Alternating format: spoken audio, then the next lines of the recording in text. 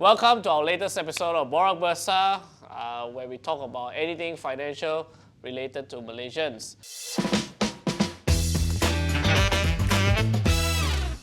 Now today we have a very special guest. We have Mr. Thoo. He is the Executive Chairman of Notion VTec Berhad. Very synonymous, he's had a very illustrious career, both as a business person and also as an investor. So we thought we'd get him in on the show. We can discuss anything investor based. So welcome, Mr. Thoo. Welcome. Thank you guys. Right in front of me, we have a good old chap who represents the average investor, where we'll be asking all sorts of questions and we'll be talking about anything related to financials. Yeah. Okay. So, Mr. Thoo, maybe you can just tell our audience a little bit about yourself. Like, I think primarily you're known for Notion VTec. So maybe tell people what it does. Okay. Basically, I'm actually trained in mechanical engineering, and I joined actually a plantations company in the 1970s for a period of about 13 years. Then I moved on to Indonesia, where I gained more experience in the plantation business in Indonesia. Came back in around 1995, started my own consultancy in palm oil mill engineering. And at the same time, that's when we started the Notion VTec group of company. Yeah. Quite a jump, right?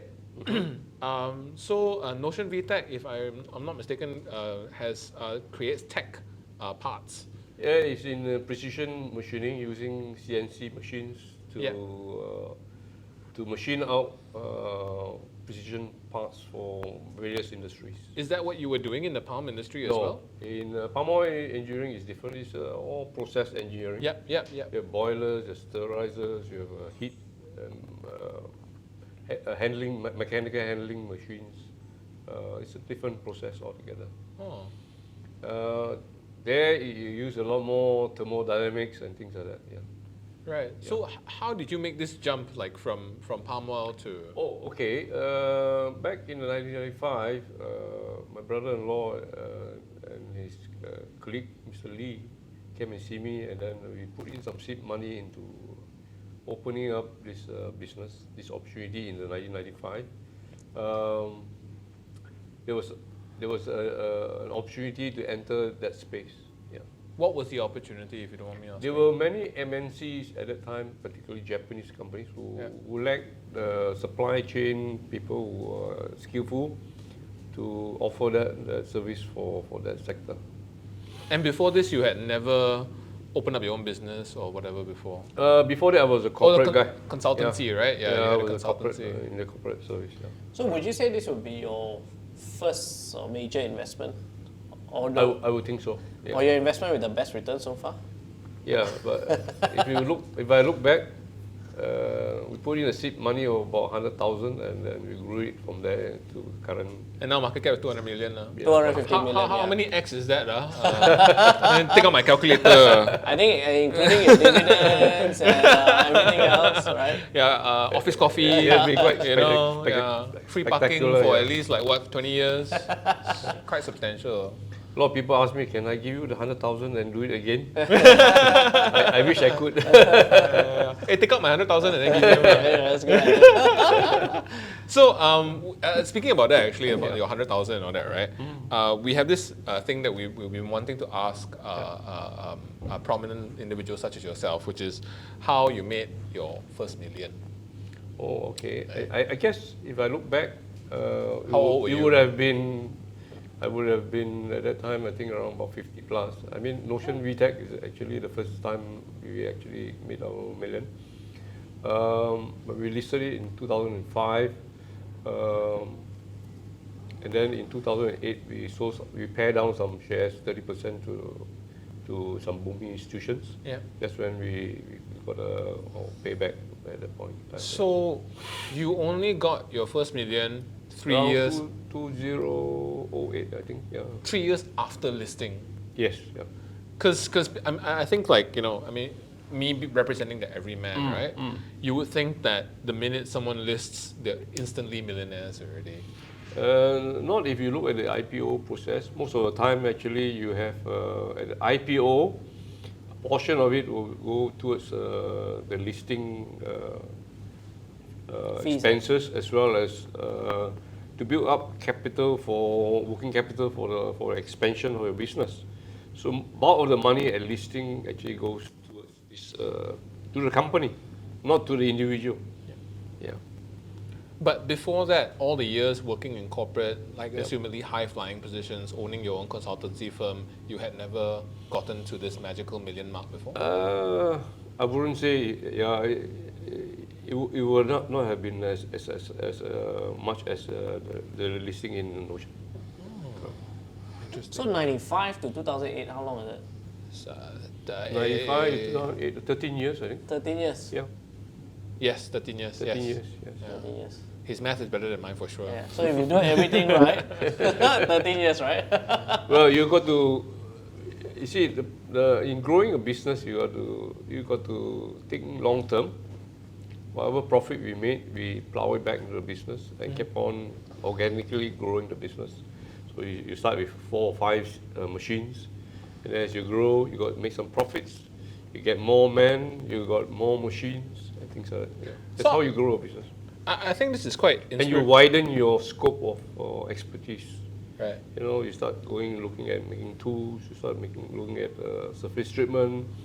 You start looking at other areas of your expertise in the engineering space. It's quite inspirational because last year we actually did a survey, and it was on Alvin's insight that people go through this thing as they near the age of 40, where you start thinking about your retirement, you start thinking about how much money you're going to have towards the end of your working career, right? And by my math, when you started Notion VTec in 1995, is it? You were 38. And that is around about 40 years. that is around that age where people start thinking maybe I should start, building my future. And people don't think of starting a company when they are 38 most of the time. So maybe you can tell us a little bit more about I'll that. tell you the story, okay? Yeah. I was in insurance for a little bit of time after I did my HSC back in 1972. Higher certificate, the school certificate. In insurance, they always, there's a lot of motivation talks and things like that. That's where we pick up some of the thing. And when I went to university, I already knew I wanted to make my first million before 50. So that was an aspiration, okay? I don't know whether I could achieve it or not, but it's something you aspire. The seed of thought has been put into your inner self. So then at 38, how close were you?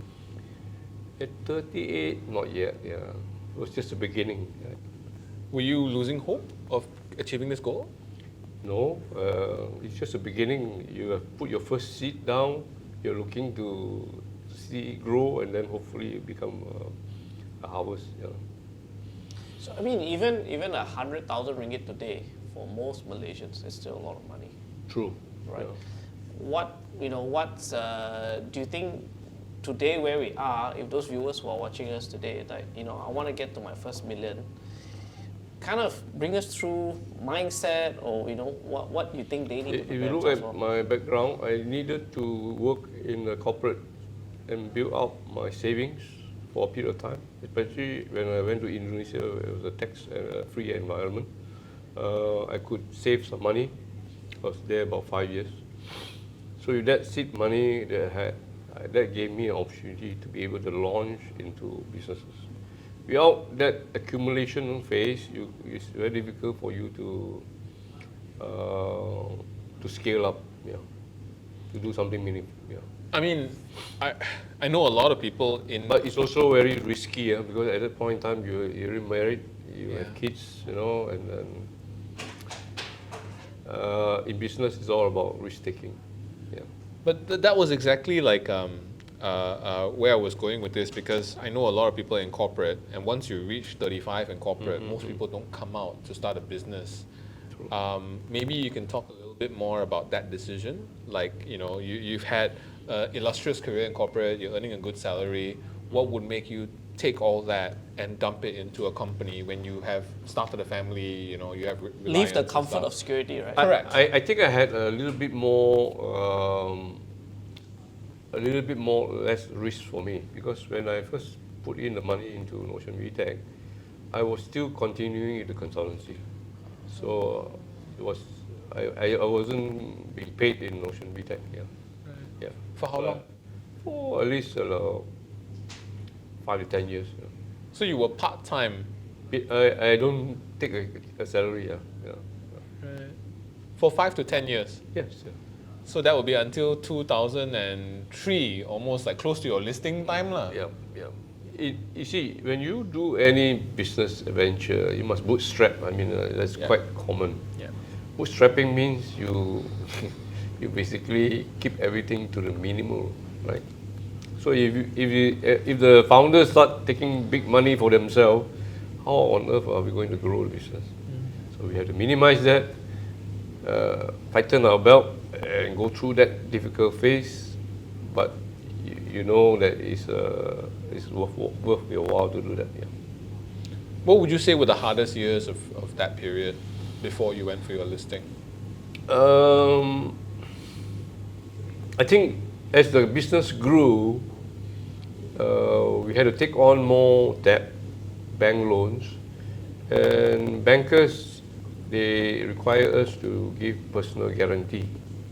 So when it came to that part where we have to be personally liable for millions of dollars, although it's our own business, still it's a factor to consider.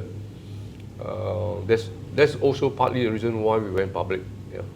So then now, being a public entity, we only give corporate guarantees, no more personal guarantee. So that relieves us from a little bit of sleepless nights. I can imagine. It sounds absolutely nerve-wracking. At the time, 38, what was your home family situation? Like, how many kids did you have already? I would have, I think, one kid. Newborn. Yeah. Because I have a newborn now, and I can't imagine going through that whole high-risk profile. Do you think it's more difficult now for someone, say, who's 38 today to make their first million, or do you think it's got? It all depends. I think everybody is given a fair chance in life. Opportunities come along the way. It's whether you are willing to grab it, and whether it's a good time, and whether you have good partners with you. And the line of business that you enter is also important. Right. And so the follow-up question is, was the second million a lot easier? Oh yeah, obviously. I tell you, I'm a serial entrepreneur. Okay, I do other businesses besides Notion VTec. I invest also in Indonesia, as well as locally as well. I remember I personally went into a tire recycling business somewhere in Egypt back in year 2000 plus. Okay. The business struggled a bit, and we didn't do much. But I had some spare cash, so I invested in semi-rural agricultural land. In fact, one time I had a lot of land in Egypt, which I bought quite cheap at that point in time. And I held on to them for 5 years, 10 years. I believe none of them I lost money. It was all good gains. Yeah. On the real estate value. Correct. Yeah. Double, the triple, quadruple. I remember each time when I sold, the guy who bought for me made more money than me. Wow. That's quite a career you've had, man. I mean, you started off in corporate consultancy. So the interesting aspect of that venture was that I lost money on the tire recycling business, a couple million, but I made money from my Real estate from my real estate venture. So It covered up the mistakes. Is this what they call diversification, right? Is that why diversification is important? You can say it's diversification. Or you can say it's luck. Now we move on to the part of BorakBursa where we talk about certain issues that we feel Malaysians will be interested in the financial space. Sure. And the first one obviously is Bitcoin halving. So for the average person who might not have heard anything about Bitcoin for the last 2 years after the whole drop, right? Suddenly everyone's talking about it again, and suddenly everyone's talking about it halving. Why is halving a good thing? Like versus usually when doubling sounds better than halving, right? Yeah. Bitcoin, if you understand the tokenomics of it, is actually the founder is set up in the algorithm, in the software. Approximately every 4 years, the supply of the Bitcoin will be half. Yeah. In other words, currently is now at 900 Bitcoin per day. By the next halving, which is projected to be around about 20th of April, just another 3 weeks time, it will drop from 900 Bitcoin per day to 450 Bitcoin in a day. That will be mined and distributed among the miners. The miners are the people who actually maintain the network using millions of computers. Yeah.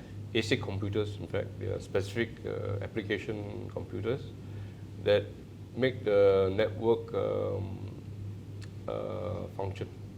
Okay, so why is it significant? It's like this. Bitcoin has got it's like a rules-based monetary system. So unlike fiat currency, where there's no limit, there is no rules base. It's basically government of the day who decides how much to print. Okay, and all fiat currencies are not backed by anything except the trust of the government. Okay, Bitcoin is different. It's got it's a rules-based global monetary system. It has the maximum cap of 21 million coins, and currently I believe they already mine in circulation 19.6 million. So you roughly have another 1.4 million to be mined in the next up to the year another 100 over years to come. Yeah. So what is significant of it is that you are now already mining about 93%. So with each halving, the supply crunch comes in. When you have a supply crunch, unlike gold, gold has got no supply crunch, right? When the price go up, you can go deeper or go further. You can mine more gold, right? But with Bitcoin, when the demand goes up, it doesn't mean that the supply can go up. It's fixed. It's rules-based. So in that sense, when you have a demand surge and a supply crunch, should be good for the price. Yeah. Yeah, that's all. Just curious, Mr. Thoo, listening to your career where you started in plantation. Oh yeah. And then we're now talking about Bitcoin, right? It's totally different world. what coming from a world where a main part of your career was fiat only until say 2009, where Bitcoin came around. True. What draws you to something like this? Like, what's the draw? Okay, we started looking at it year 2016 or around about that time, related to this Bitcoin. We investigated and we went into Bitcoin mining as well. Who's we? Sorry. We means me and a few other partners. Okay. Okay. We started Bitcoin mining in 2016. That's how we got into Bitcoin. Right. Yeah. That was very early, actually. What was the value of Bitcoin back then? Bitcoin at that point in time was in the thousands. $1,000, Between 3,000 to 10,000. Right. Yeah. That's how we got started into this thing. Wow. Plus, it was quite a interesting idea. You're having an asset that is hard with a maximum supply chain. So I mean the supply. So that gives it makes it a very hard asset. Actually, how many cryptocurrencies right now have this limited supply built into the Each crypto has got its own tokenomics. So How many, there are maybe 30,000 tokens out there. Yeah. I think probably the closest that comes to Bitcoin would be Litecoin. Litecoin, which is a duplicate of the thing. Yeah. Copy the code. Which also, Litecoin also had a surge recently, right? Yeah, then it came back down. Yeah. Oh, then it came back down already. But it's nowhere close to Bitcoin's performance in the same period of time. Yeah. Maybe just want to explain for our viewers like how the ETF works in brief. Basically, an ETF is what they call an exchange traded fund. So imagine those of you who are so used to buying unit trusts, known as a collective investment scheme, because you collect everybody and you put it into one fund, and that one fund has a specific mandate, say in this case just to buy Bitcoin only. So, but except instead of going and talk to your agents and getting into the fund, now as long as you have a trading account in the US, you can just log on and you can just buy it like any stock. Yeah, that's it. So it's a wrap product. And basically, you're buying Bitcoin. Yes, indirectly. Without having the complications of a MetaMask account or whatever. Yeah. So you don't need a wallet or whatever it is. It's all stored in the fund. So when you want to exit, what happens is that the fund would liquidate the Bitcoin specifically and give it back in fiat. Yeah. Yeah. So I'm curious, like, for you, for both of you, knowing that there's a lot of investors out there that obviously are not entirely comfortable, starting up their own MetaMask account, the whole don't know how many word password and all that kind of thing, and then buying their first crypto. Yeah. So like, would you guys say that ETFs would be a good alternative for them to get into? I would certainly think that ETF is a better instrument for people because they get away with the problem of custody of the coins. Custody means you got to set up your own wallet and you got a cold wallet as well as a hot wallet. So that takes off the risk of investing in Bitcoin. So the custody part is now done by the funds, and you simply buy the stock of the fund, and they will convert that into Bitcoin on your behalf. So when you sell your shares, you get back your money. That's all. Right. Yeah. Okay. Thank you for that. Thank you. Moving on. So, Mr. Thoo, obviously you have a lot of facilities and you have a lot of employees as well.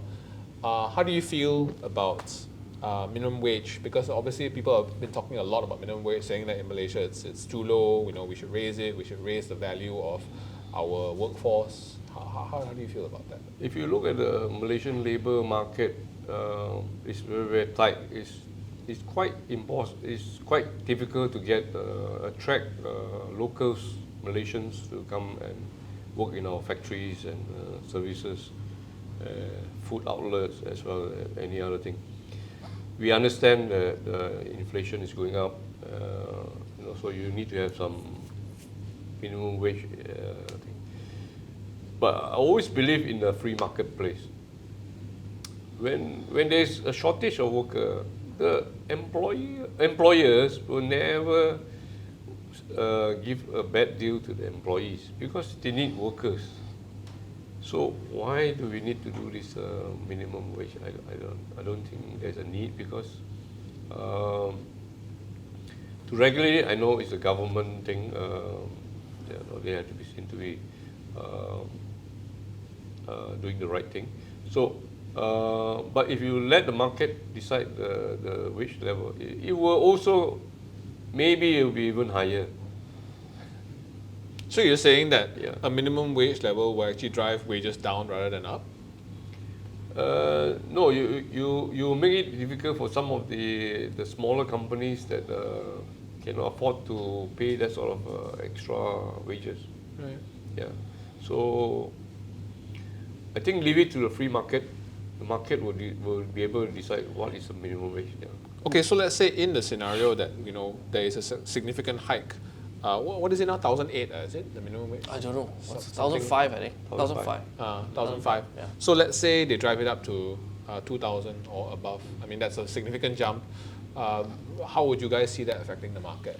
I think it will affect inflation because food prices should go up. Manufacturers' cost goes up. They have to pass on some of these costs either to their customer. But for some of us who are doing export, we cannot just simply pass this cost immediately to our customer because we are competing in the whole world. We are competing with China, we're competing with Hong Kong, Taiwan, Vietnam, where they may not have such cost pressure. So it will affect the manufacturers definitely. And also inflation will push up inflation in the country.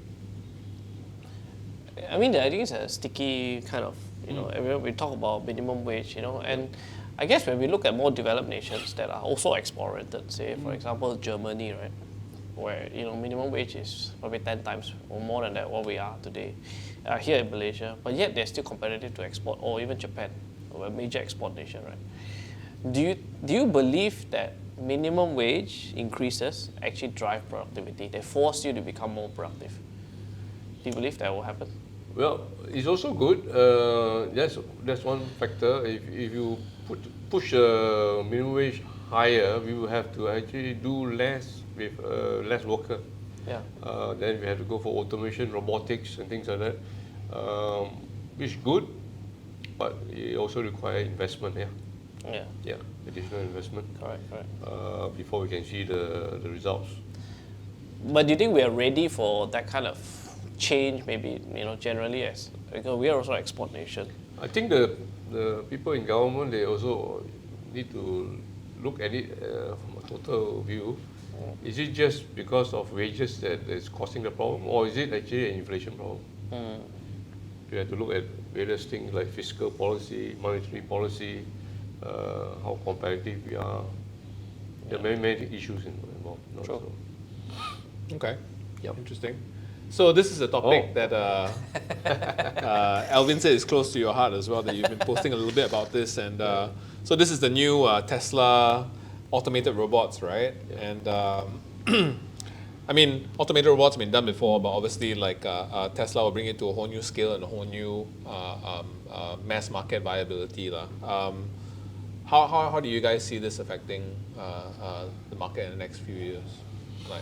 Okay, I've been studying some in-depth analysis into Tesla. It's a great company. I think undoubtedly Elon Musk is an exceptional guy. He excelled in space, SpaceX. Yeah. He's got Starlink, which is in the telco sector, the satellite sector. He's into Neuralink, which is a chip in the brain, for people who have some defects. He's into X, Twitter. Later in the year, he'll be talking about e-payment and things like that. So it will be disrupting even the banking system. Tesla is not just an EV company. A lot of analysts, a lot of fund managers think it's an EV company. It is by no means an EV company. It has a lot more modes of businesses than we realize. And one of its modes is actually they have invested into these Optimus humanoid AI robots. What's the difference between this robot and other type of robots? We have been using robotics in our manufacture. Normally, they are not human-like. They are just simply pick and place. Yeah. Repetitive job, welding, that sort of thing, lifting, specific. But if a humanoid AI generated robot who will walk and behave like a human, has vision, he will be able to speak to you like a human, he will be able to think like a human, and is AI driven. What does AI driven means? There will be a computer in the system backing up and always learning, machine learning. It can duplicate a trainer in different, and we have seen the videos that come out. It can hold an egg, and it's so fine Yep. that is now able to fold a t-shirt. It can do quite a lot of the factory work. Now, I believe Tesla will be using this technology, and they are quite advanced in comparison to competition. They'll be putting it into their factories to automate their car manufacture completely and have a productivity gain, and they'll be able to bring their cost down and sell a Tesla car much lower and gain market share. So, and they will be even allowing this to be used in their vendors. Yeah. So in other words, it will benefit them first. Then they will tackle what we call the total addressable market. What is the total addressable market for this business? You have to ask yourself, what's the labor content of our GDP? The total GDP of the world is in the trillions. Yeah. 50% is labor content. Yeah. That is the total addressable market. It's a $1 trillion market. It's the biggest opportunity that's coming. Right. In other words, Elon thinks perhaps there are 8 billion people on this planet.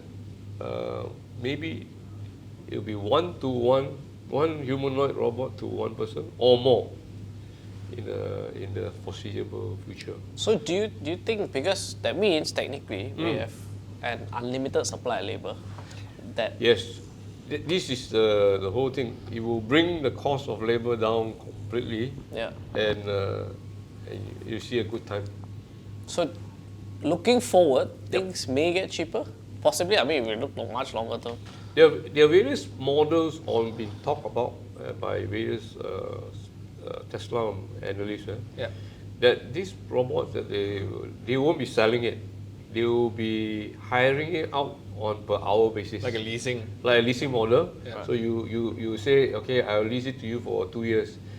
This is the rate, an hourly rate, and you'll be cheaper than the hourly rate of the normal Human, American human. Okay. Yeah. And I believe, a lot of us also believe, this humanoid, when they act like a human, they'll have to pay tax also. Wow. There'll be a tax element Wow. because you're replacing human, right? Wow. First, in the first place will be the dirty jobs, Yeah. the unsafe jobs, Yeah. Yeah. janitor jobs, Yeah. cooking, and The those undesirables lah. correct. Yeah.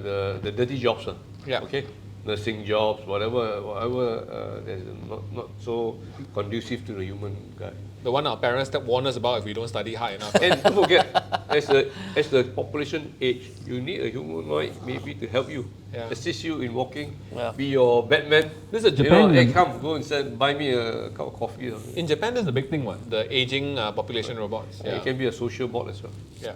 So, So it's big. Nvidia also has it And their stock price did jump. after announcing it as well. Whereas Tesla went the other way now. So how do you explain this? Like what happened here? Yeah, Nvidia is obviously a very important player. He's partnering various robotic companies to bring out humanoid robots. I think Jensen Huang obviously knows the opportunity as well. And he sees Elon going in that space. He knows it's a sector that you cannot miss. Okay, so as to your question, why did Tesla go backwards as well as the stock didn't perform in comparison to Nvidia? Nvidia is very good in their IR, okay?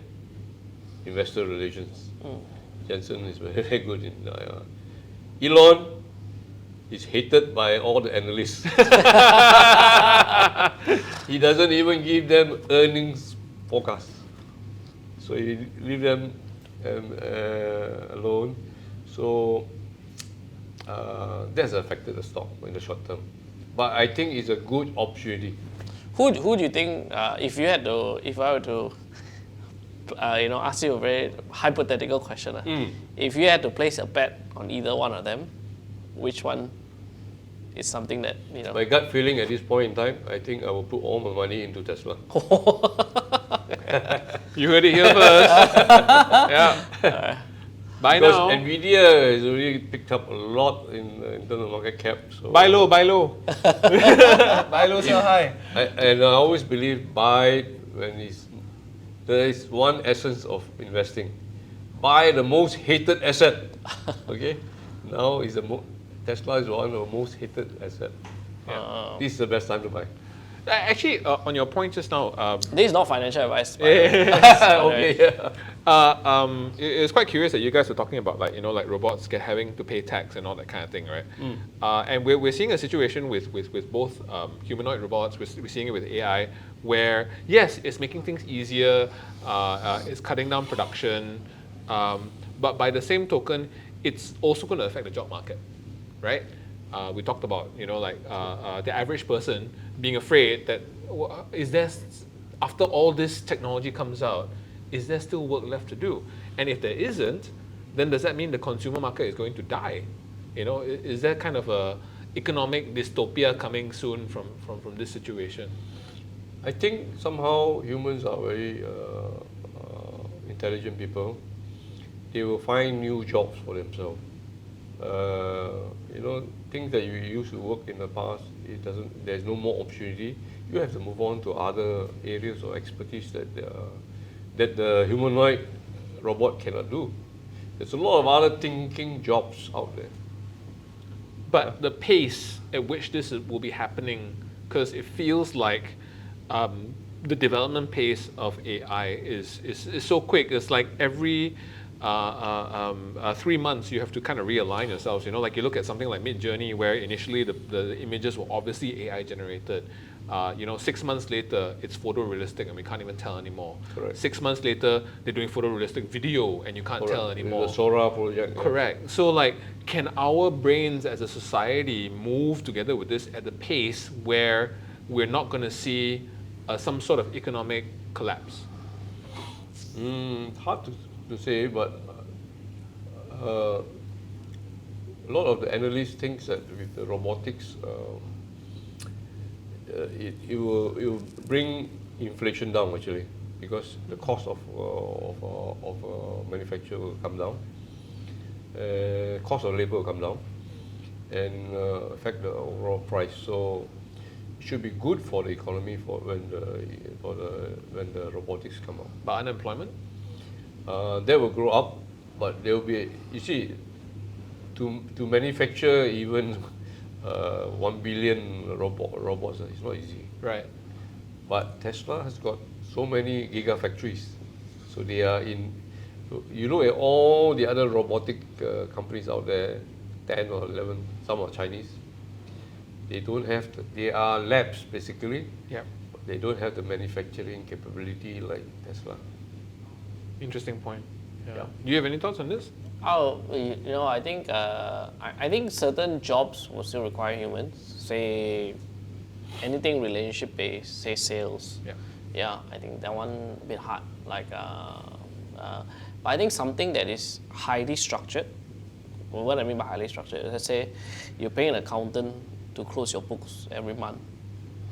That's very highly structured. Yeah. That it's almost algorithmic based. You don't even really need AI, right? I think those kind of jobs will be under threat, right? So now you're talking about all the jobs that our parents actually want us to Yeah. do lah. Doctor, engineer, architect. Well, doctor, I think maybe no. bit, where there's a bit more science than art, or let's say lawyers, right? Yeah. I think an AI can be a way better lawyer. Sorry, lawyer friends. You probably can outthink, but maybe. Because it's so If structured, it's a right? very repetitive type of job, Yeah. it should be easy for the robot. Okay, so just closing off this session. Yep. Now Nvidia is actually coming into Johor Actually, together with YTL. There's a lot of opportunities, when I think Alvin talked about this in our last episode, where with all the tech plays that are going on in other countries, Malaysia does have a strong tech manufacturing and supply industry. Do you see these things happening overseas affecting our market substantially? you see, Nvidia coming in together with YTL Power is a good thing. a computing data center. But all this requires cheap energy as well as green energy. Yeah. So they were talking about bringing the hydro power from Sarawak through a cable to do some of these projects. If they can do that, or you can use some of solar power, but then you have to have storage, in which case Tesla has got the storage as well. Now, what's interesting about all this AI, from my Notion VTec angle, okay? Now we talk about it, okay? AI is not just computing. It's a lot of data, machine learning, but it has to be stored. So the storage part of it has to be to match with this AI growth. Now that's why you can see data storage will grow very strongly in line with the AI growth. So that will also benefit my customers in the HDD space. Okay. Because I think a lot of investors are only purely looking at the microchip space, which is Nvidia right now. But that's purely the compute space we call it. Correct. But you also have, on the other hand, the storage space. So both have got to be matched and balanced.